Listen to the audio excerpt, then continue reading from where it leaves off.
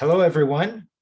Welcome to Resume Basics. My name is John Charles. I am a career advisor in the American University Career Center. And today my goal is to bring a relatively short presentation to you about how you can build a basic resume. Now, we chose this title because we want to make it simple for you to get going with a resume. Now, there are different kinds of resumes, some not as basic as others, that you can create. And I'll talk a little bit about that as we go on. Please feel free, if you're watching live, to enter into the chat box any questions that you might have for me, and I will happily address them. And if you're not watching live, I just want you to know that as an American University student, you can always reach me and my colleagues through Handshake. You can make an appointment both in person and virtually, and we can go over in depth your needs with resumes or any other aspect of the career development process. So let me jump in, and I'm going to spend a little bit of time sharing my screen. Most of the time I will talk with you and try to answer questions you might have. And if there's anything that's unclear, please, by all means, let me know in the chat and I will address it. Thanks so much. So let me share my screen first. And I just need to get to the 1 second here.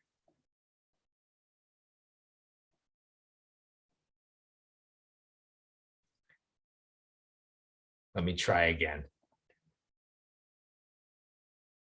I don't know why it's not showing. Okay, let's see if this works. Okay, I hope that a sample resume is showing right now. And what this is, it is what we have on the Career Center website, which is www.american.edu/career center, and then on the resume tab. This is one of our resume templates, and you can download the Word document as Word or as Google Docs.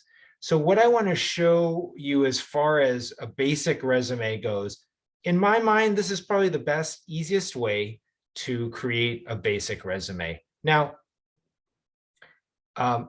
if, for example, you have, you're not sure what to put in your resume, I'm going to cover that right now. So here's the framework. And then as I scroll down into the second page, I'm going to show you here an example of what a finished resume could look like. Now, there are a couple of things to keep in mind. One is the expectation of most employers is that your resume will be 1 page long. Certainly, there are some exceptions. In some cases, people will have a 2-page resume, and that can work. For today, though, for our session on resume basics, I want to show you a 1-page version and how it might look. So let me just briefly scroll down so you can see the whole thing. And then I'll go back up to the top. So what I want to show you are a few elements of a resume. Typically, we're going to have some headings, right? So in this resume, we have education as the first heading, then experience, and then skills. It's pretty simple. And my preference is for a simple setup with the headings, because it'll allow you to fit more information, the fewer headings there are. The other element I want to show you right now is in the education section. You'll notice there's a relevant courses and projects section. This can be very useful, especially for students who don't have a lot of experience. So I work in my advising at American University. primarily with first and second year students. And students, especially during the pandemic, have not had a great chance to accumulate many experiences. That being the case, how can we bolster the resume in a way that is not just filler material, but which allows us to overcome this lack of experience? So one great way is if you can include, let's say, information about a paper that you wrote for a class, or in the examples that I'm showing right now, they are interviews for a journalism project, and then also a presentation. So this is an excellent way to signal to a potential employer the academic work you've done that might relate to a particular job, internship, volunteer position that you're applying for. You'll notice that there's 3 examples in this sample resume. Don't feel pressure to put that much information on. I'll often tell people, even if you have just one, let's say you wrote a paper like similar to this 20-page paper on the federal government, that would be sufficient, and that would be enough for you to at least show a little bit about what you've done academically and how it might relate to the work that a potential employer does. You'll see here that in the education section, we have a small bit for high school. Usually, high school will stay on the resume through the first 2 years of college and will then be removed. Sometimes there is a purpose in keeping high school if, for example, you're applying for a position back home and you want them to know that you are local. So going to the experience section, in order to save space, these examples have the position, the employer, and the location all on one line. Sometimes it's hard to do that. Sometimes it's hard to fit. So you might find yourself putting the position underneath the employer, so that it's fine. It's more about the layout and how it looks. So the other element of this resume that we have in front of us is that we have bullet points. Now, people sometimes will have a resume that's just more like paragraphs moving across the page. The reason why I prefer bullet points, and I think most of my colleagues do too, is that it allows the eye to train on the words in each line. So, for example, my eye goes directly to the first line in this entry, and then when I'm ready, goes directly to the second line.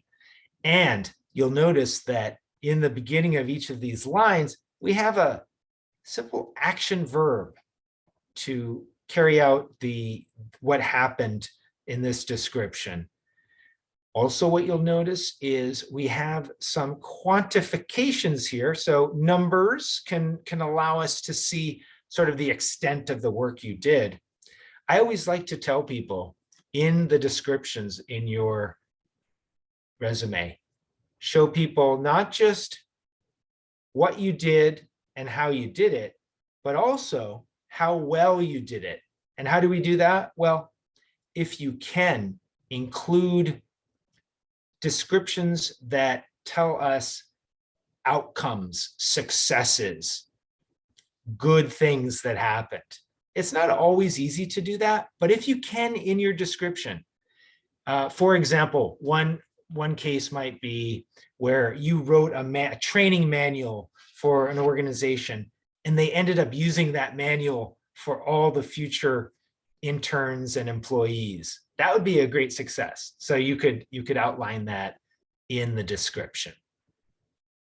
The general rule is that the first entry will be the most recent, and then the successive ones will be older down to oldest entries. I want to spend just a moment talking about the skills section. Usually we focus on computer technical skills and then language skills. You could, in addition, include information such as certifications, something like first aid, CPR.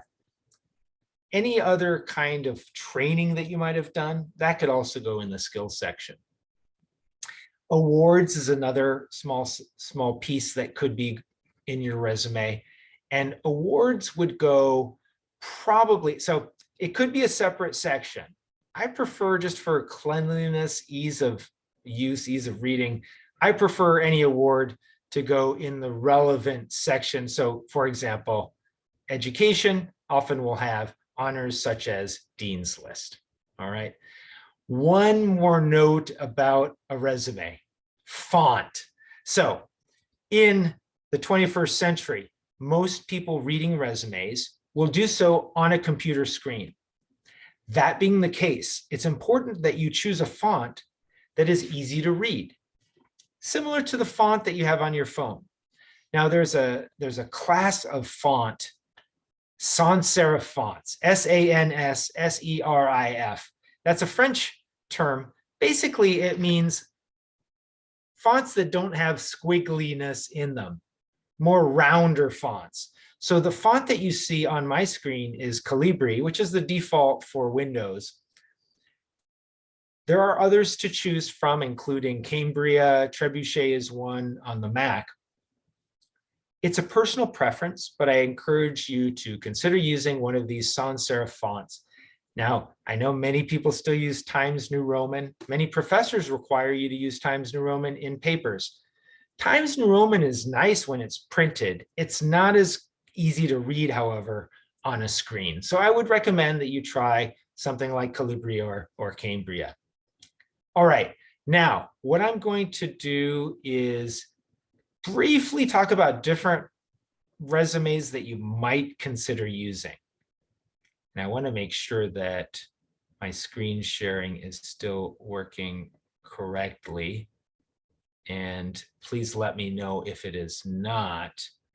So I couldn't get this screen to be any more focused. I hope you can see it okay.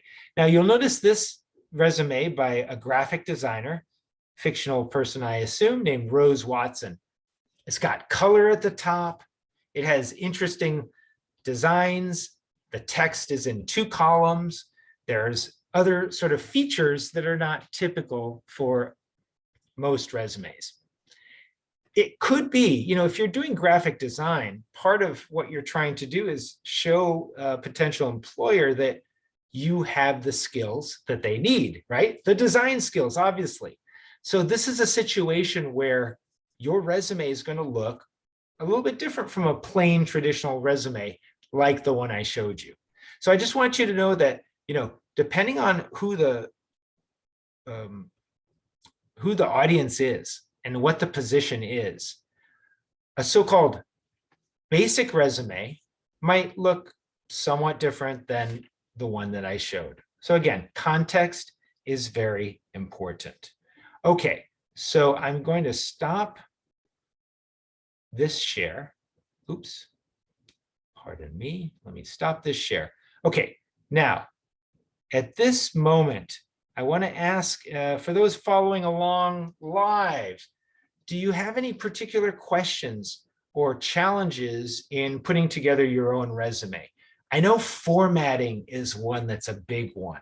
And so that's why I wanted to show you our template so that you could easily get the formatting, because that can take a long time to figure out on a resume. But if you have anyone following live, if you do have any other specific questions about your basic resume, please do so in the chat. Please ask there. And I'll just wait just a couple of beats to give you time to do that.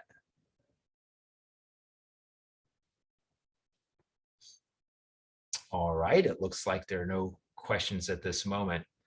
So the other topics go beyond the actual how the resume looks. And it has to do with, again, our modern job searching, job market, how are employers looking at our resumes? So very commonly, they will be using software. So the software will pick out keywords, key terms that they're looking for. So say, for example, and let me try to, you know what I'm gonna do actually? I'm gonna share my screen again, and I'm going to share I just opened up a Word document. And again, let me know if you don't see the Word document here. Here's my contact information should you wish to reach me after the presentation. So some things that I want to point out are employers use software to find information in resumes, right? So what could they be looking for? I mentioned key terms, key words. Let's say the employer is trying to hire an accountant. I don't work with accountants very much, so I chose something that was really kind of off the wall for me. So if you're an accountant, right, there are certain software, there are certain techniques that you would need to use to be effective in the job. So let's say one would be, oh my gosh,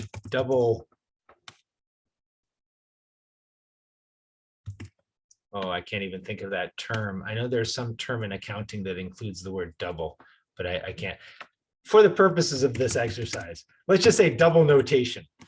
Pretend double notation is an accounting term. So somewhere in your resume, obviously it would be beneficial for you to have that term. So when you're applying for positions, it's always a good idea to look at the job description and to see what are the specific terms being used. Now, I get it. You might be saying, John, yeah, but don't I do that in the cover letter? Isn't that where I put those terms, write about those things? It's true, you would in a cover letter. However, if you're applying for a certain type of job and you know that a certain practice or skill, such as double notation, is being used, it's a great idea to get that in the resume as well as the cover letter, because sometimes the software that employers use they're focused more on the resume itself and not the cover letter. So we want to make sure it doesn't slip through. So my recommendation for you is make sure that your resume has particular key terms that might be of interest to the potential employer. Now I can hear voices in my head saying, John, wait a minute, hold on. Are you saying that not only do I have to write a unique cover letter for every position I apply to, but I have to write a unique resume for every position? And my answer to you is calm down. No, you don't. No, you don't. All you have to do is, if you're applying for different types of positions, you might want to create, let's say, 2 versions of your resume. So there could be the accounting resume that has this term double notation. And then there could be the customer service resume that has other things that are more focused on customer service. So in that way, you create slight tweaks to each version of your resume. So then when it comes time to applying for a position, you just ask yourself, okay, which version is better for this position? My accounting resume. My customer service resume. No need to redo the work. It's already been done. So on the front end, you might tweak things a bit, create different versions, and then when needed, you submit the appropriate resume. So that's all I mean when we talk about making sure that you have keywords, key terms in your resume. Okay, so I don't have much more to cover today.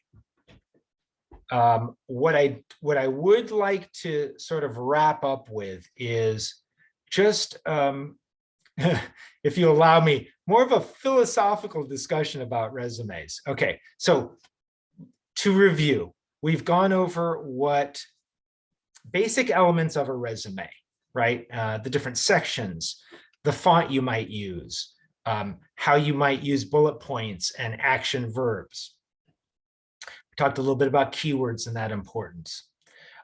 I also want to sort of relate to you that while the resume is an important document, it's not the only document out there. Okay, so let me, just for benefit of those who are more visual learners. So I'm going to say the resume is not the only important document out there. Oops, let me spell there correctly. So certainly we've talked about the cover letter, right? Cover letter can be very important. But there's other ways that you can communicate with employers outside of these things, right? So there's other ways of communicating with employers besides the materials, resume, cover letter, sometimes a writing sample that you use when you're applying, right? So what do I mean by this? For example, LinkedIn. Your profile on LinkedIn is very likely to be searched if and when you apply for a position. So remember, you want to have a robust profile on LinkedIn. You want to have good information there that might have additional information besides what you have on your resume and your cover letter. So LinkedIn gives you an opportunity, as does Handshake, our own system for American University students, to highlight something about you as an emerging professional that's more descriptive, right? In LinkedIn, it's the summary. In Handshake, it's the About Me section. And so what you would say there could be very helpful. We know that many employers use Handshake and search in Handshake for positions, for people who have certain skills and background. And so that's where the importance of additional documents comes in, because employers might be looking in different ways to find the targeted candidates that they seek, especially in the pandemic when it's been almost impossible to do campus visits. Oh, thank you so much. We have a question in the chat.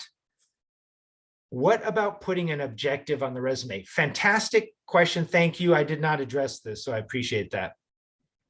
So an objective, if for those of you who don't know, might be like a goal that you're trying to achieve. So sometimes an objective might be at the very top of the resume, someone might write, to obtain a position where I can utilize my mathematical and biological skills. All right, could be something like that. Usually I would say we don't need to use an objective. In other words, usually when we have the opportunity to provide a cover letter, the cover letter serves the same purpose as an objective on the resume would. In other words, we can talk about those things in the cover letter. Sometimes though, we're in a situation where we don't have a cover letter. So sometimes employers only request a resume. Now, in those cases, I still would recommend submitting a cover letter, but there are situations where maybe someone just wants you to send them your resume, right? In a case like that, where the resume is the only document the person is receiving, it might make sense to have an objective, especially if there is a particular narrow kind of role that you're seeking out. So there can be exceptions where you would use an objective. All right. So thank you so much for that question in the chat. At this point, then, what I'm going to do is just to see, are there any remaining questions from our live audience? If not, I am going to begin to wrap up, and I'm going to remind you, if you need to reach me in my position, you can email me, charles@american.edu. And I encourage you to think about, I'm a big fan of the different resume versions, which in most cases are only slightly different from each other, but significantly different in that they have different keywords. Consider doing that for as you develop your resume game moving forward. All right. Well, thank you again. I am John Charles from the American University Career Center. Today's session has been Resume Basics, and I hope that you took away something from it. And if you have any follow-up questions, don't hesitate to connect with me. And I'm also on LinkedIn. If you like, find me there and we can connect. Thanks so much. Take care. Good luck with schooling, with work, and stay safe out there. Bye-bye.